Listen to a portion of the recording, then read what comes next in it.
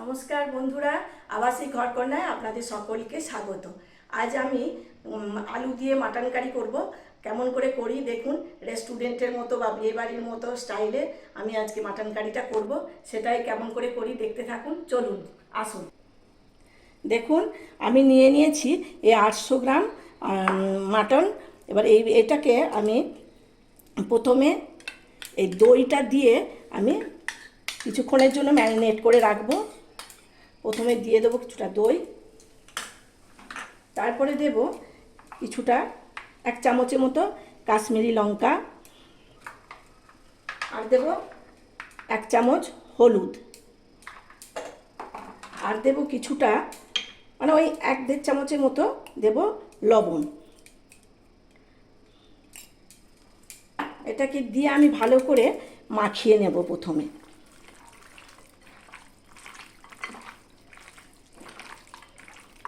এতে সামান্য একটু তেলও আমি অ্যাড করব।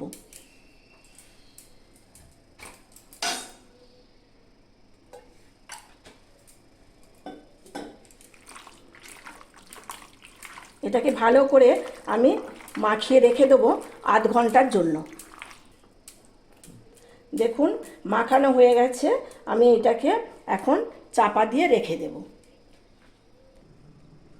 দেখুন মাটন করার জন্য আমি কিছু গোটা মশলা নিয়েছি কয়টা লবঙ্গ, একটা দারচিনি কাঠ, আর কয়েকটা গোলমরিচ, একটু জয়িত্রী, আর এটা হচ্ছে কি বলে এলাচ, আর এখানে গোলমরিচ। এই কটা নিয়েছি, এইগুলো আমি শুকনো খোলায় ভেজে নেব।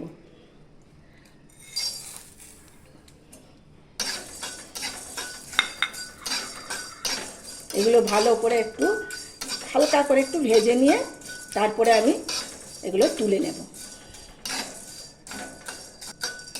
দেখুন হয়ে গেছে আমার ভাজা। মশলাটাকে আমি নামিয়ে নেব। আমি একটা কড়া বসিয়ে নিয়েছি, এতে দিয়ে দেব কিছুটা তেল। এই তেলটায় আমি আলুগুলো ভালো করে ভেজে নেব। দেখুন এই তেলের মধ্যে দিয়ে দেব হালকা করে একটু হলুদ, আর দিয়ে দেব কিছুটা কাশ্মীরি লঙ্কার গুঁড়ো।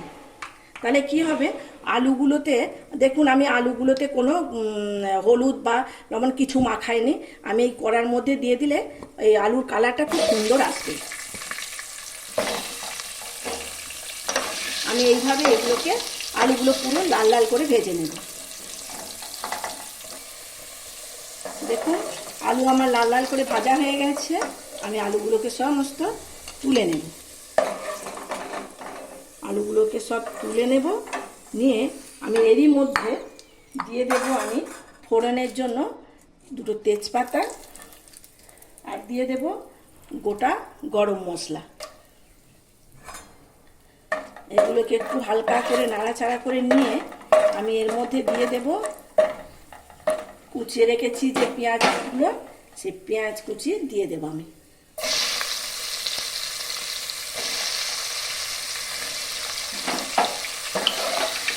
পেঁয়াজগুলোকে এইভাবে আমি হালকা করে নেড়ে চেড়ে ভেজে নেব।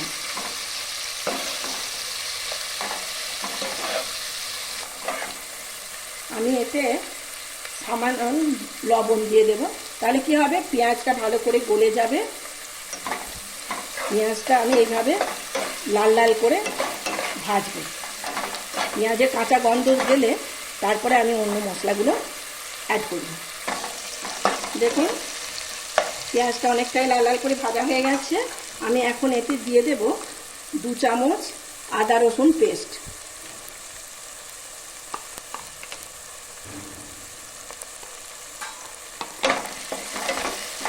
আদা রসুনটাকে ভালো করে আমি কষাতে থাকবো।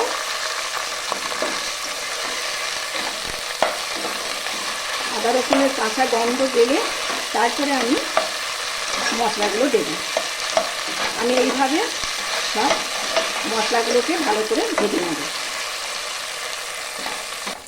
আমার কাঁচা রসুনের গন্ধগুলো সব চলে গেছে। এখন আমি এতে দিয়ে দেব কিছুটা হলুদ, দেব কাশ্মীরি লঙ্কার গুঁড়ি, দেব আর কিছুটা ঝাল লঙ্কার গুঁড়ি দেব, আর দেব কিছুটা ধনের গুঁড়ি 2 চামচের মতো দেব, আর জিরে গুঁড়ি দেব আমি 1 চামচ। এবার এই সমস্ত মশলাকে ভালো করে আমি কষিয়ে নেব।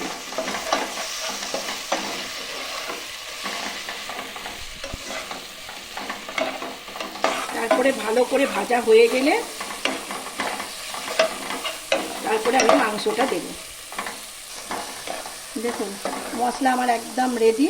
এখন আমি দিয়ে দেব এই মাংসটাকে আমি এখন দিয়ে দেব।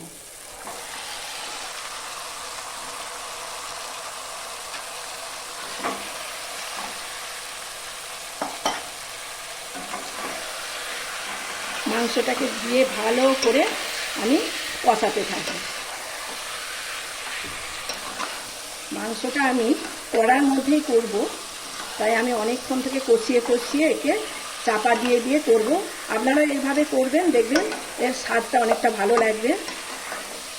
এই অবস্থায় আমি এখন জল একদমই দেব না, আমি এখন ভালো করে একে চাপা দিয়ে কষবো। দেখুন কতটা জল বেরিয়ে গেছে। এইভাবে চাপা দিয়ে কষবেন। চাপা দিয়ে কষলে তার স্বাদটাও ভালো হয়। আস্তে একটু হালকা মিডিয়াম আছে কষবেন। এখন আমি এই অবস্থায় দিয়ে দেব 1 চামচ কাঁচা লঙ্কা বাটা, 1 চামচ কাঁচা লঙ্কা বাটা দিয়ে দেব, আর দেব কিছুটা টক দই,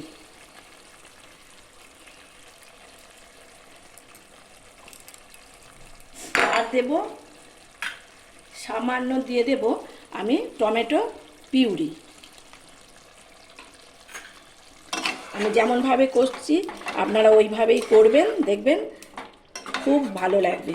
পুরো বিয়ে বাড়ির যেমন রান্নার যে স্বাদ পান আপনারা, সেই রকম বা রেস্টুরেন্টে গেলে যে স্বাদ পাওয়া যায় সেটা এইভাবে বাড়িতে বসেই তৈরি করে নেবেন, দেখবেন খুব ভালো লাগবে খেতে।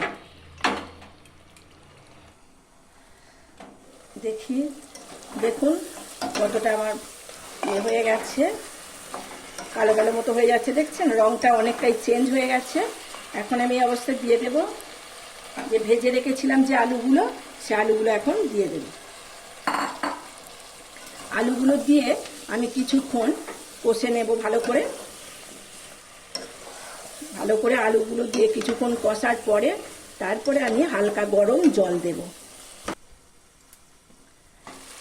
দেখুন আমি ঢাকা দিয়ে কষিয়েছি, আমার এখন পুরো কষা কমপ্লিট। আমি এবারে এই গরম জল দিয়ে দেবো।